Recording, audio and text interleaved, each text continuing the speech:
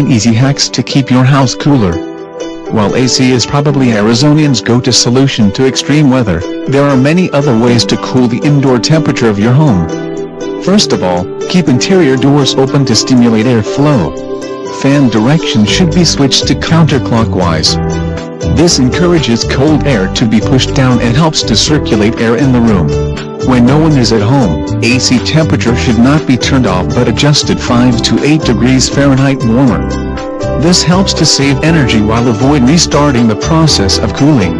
On the other hand, if any leaks and gaps are identified, use caulk or weather stripping to seal it.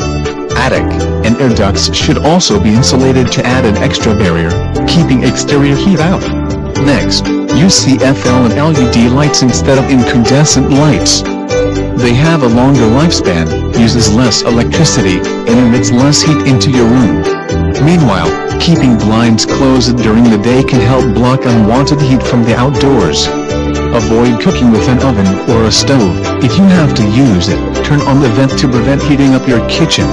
Lastly, shade your house with trees or install some awnings can help reduce AC costs by up to 35%. Visit elahomerepairs.org for more details or contact 800-368-PROS for a free referral.